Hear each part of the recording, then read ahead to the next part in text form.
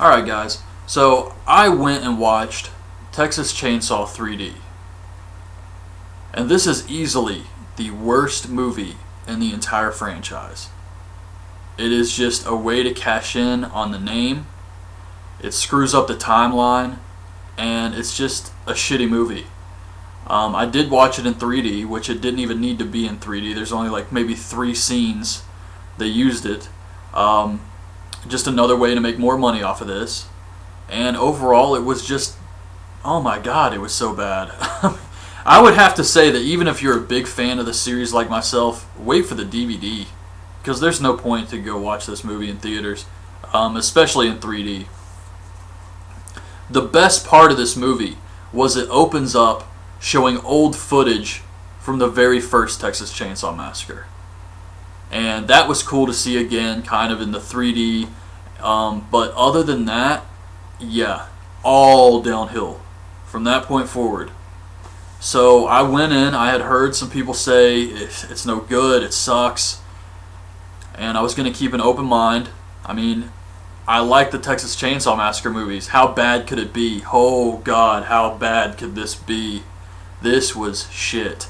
So, obviously I'm going to go through the whole movie. There's going to be massive spoilers. I couldn't take notes in the theater, obviously, but thanks to Wikipedia, it reminded me of some things I wanted to mention. Some stuff I have to mention. That is just so absurd that they tried to pull out in this movie. The entire plot of this movie. But yeah, so starting with the footage from the old movie, that was cool. And then we see the sheriff. This movie takes place, well, it starts off after the events of the first movie, but decades later. I told you it screwed up the timeline, and in a big way. So after the first movie, so it's still the 70s, the sheriff shows up at the Sawyer house, and he wants Leatherface. And Drayton Sawyer, who is played by Bill Moseley, I was excited to learn that Bill Moseley would be in this movie for like all of 2 minutes. He is willing to give up Leatherface. And then these vigilantes show up, and they just want justice. So they start shooting the house. All these other family members showed up out of nowhere too. There was like 5 different trucks arrived and had all these people in the house that I guess heard about what happened and were there to fight for the family. It was horrible. But the vigilantes start shooting everybody. They burn the house down. They think they killed all of the Sawyers. This one guy finds a female Sawyer with a baby, and he kills her and takes the baby. So into the future, we see this girl. She grew up, and her name is Heather. And she gets a letter that her grandma, who she never met, from a part of her family she didn't know existed, has died.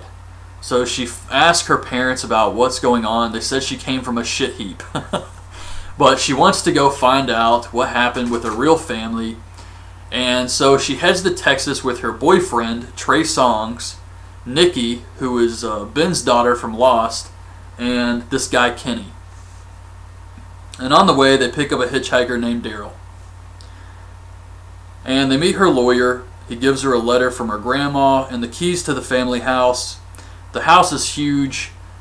So they go in the house, they're exploring it, and they decide to leave and go get some steaks. They leave the hitchhiker to unpack. And while they're gone, he starts looking around the house for stuff he can steal, and he finds this hidden room that leads down into a cellar. He goes down into the cellar. There's a light on, which doesn't seem odd to him at all. This is a hidden room, once again. And he finds this big metal door. He thinks that's where all the treasure is or something. And he tries to kick it open. He goes to find something to open it, and he turns around. Leatherface kills him with a hammer.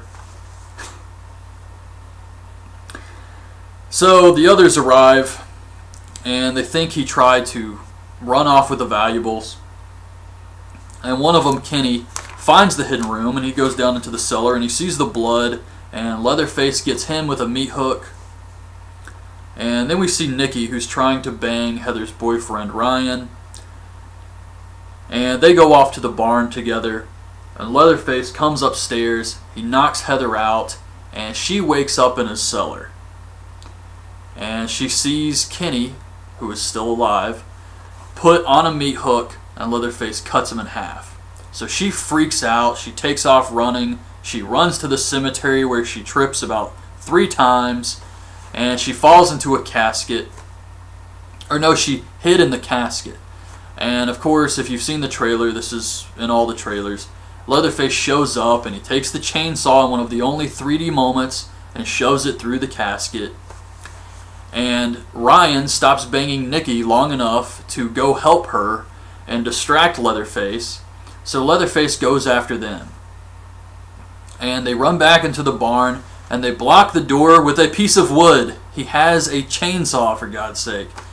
And Heather gets the van, she drives through the door, picks up Ryan and Nikki, and they drive off.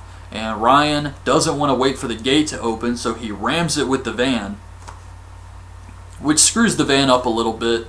And Leatherface shows up, and finally the gate opens, but he's able to cut the tire, so this causes the van to wreck, which kills Ryan. He dies in the wreck. Leatherface doesn't kill him, he dies in a car wreck. And Nikki's leg is hurt. Leatherface is coming, so Heather jumps up and takes off running. She runs to a carnival. Leatherface chases her through a crowd of people with a chainsaw.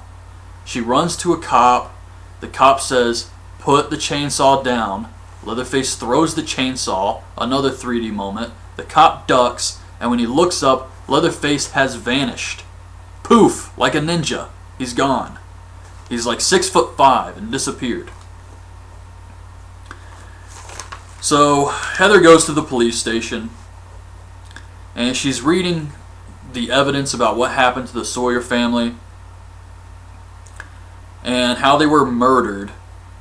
That's the theme of this movie, is the Sawyer family was murdered. The vigilantes are the bad guys here. More on that later. That's what really bothered me. So the sheriff, who was in the beginning of the movie, and the leader of the vigilante group, who is now the mayor, realize Leatherface is still alive. So they send a cop to the Sawyer house to investigate.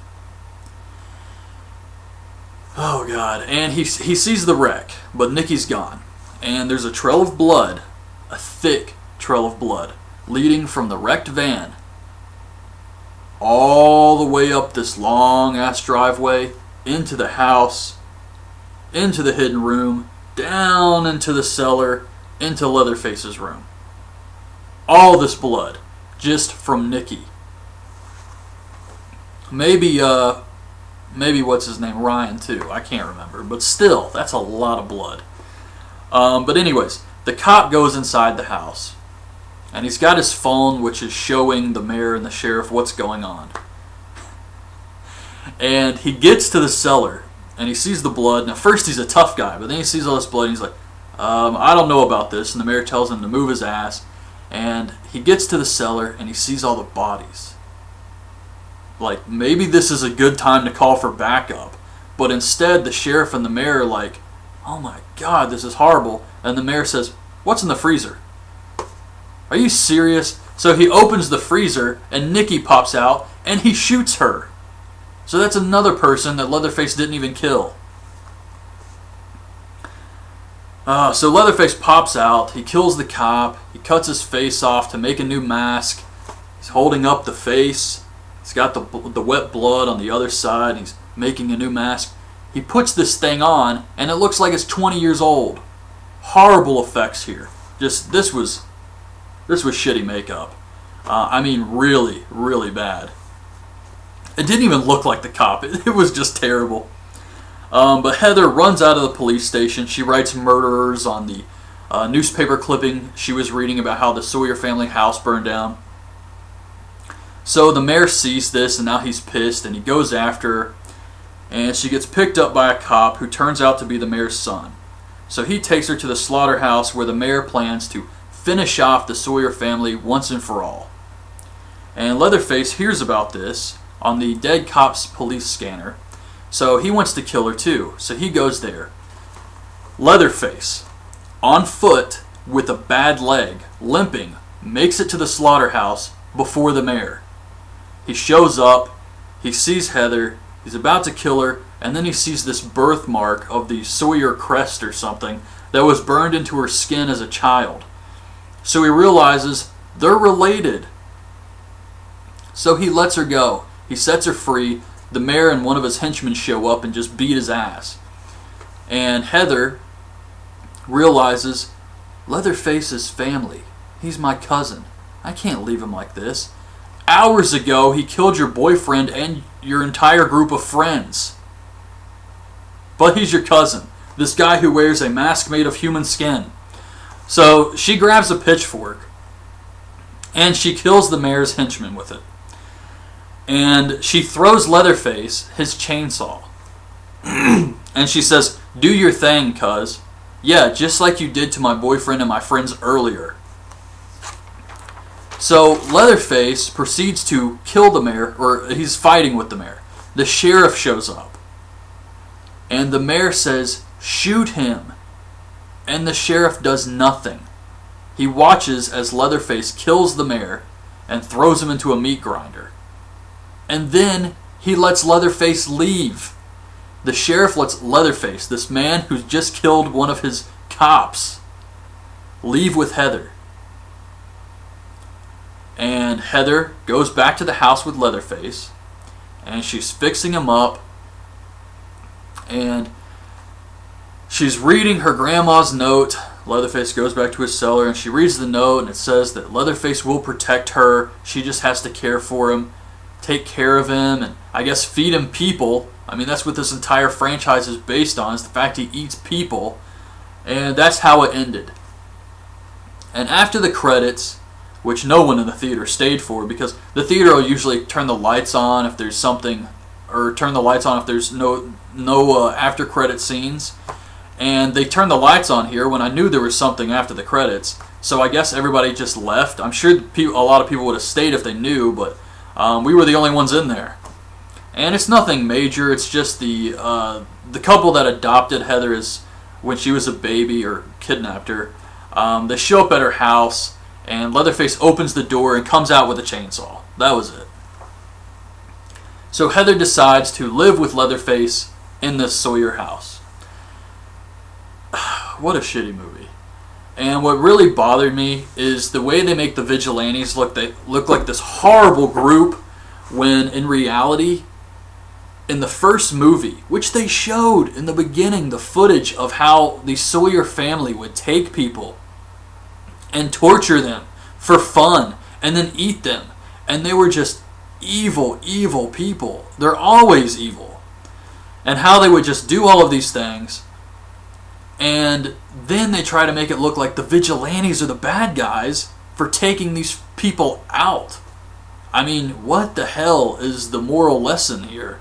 And then the sheriff lets them go at the end. It's like the mayor who stood up and said, "We're not going to take this crap. These people are evil." I mean, sure, he was a bad guy, but he still took out worse bad guys, if that makes any sense.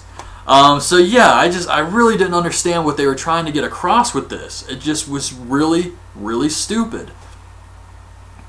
And of course it messed up the timeline, because Drayton Sawyer is in the sequel, yet they killed him off here as Bill Moseley. So it's like, what the hell are they doing? It was really, really bad.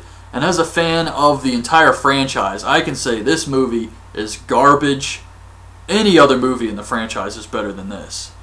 This one is just really terrible and has nothing to do with the storyline. Period. It was just a guy, no family members, no dinner scenes, no nothing. It was just a guy running around with a poorly made mask of human skin with a chainsaw. That's it. Nothing else that had to do with the whole family. And they did have Sally, the original Sally, come back to play the grandma here, but it was another short scene just like Bill Moseley's. So overall, yeah, this movie sucks. I'd wait for the DVD, if that. So that's my review of Texas Chainsaw 3D. Hope you guys liked the video. Leave your thoughts on this movie in the comments, and thanks for watching.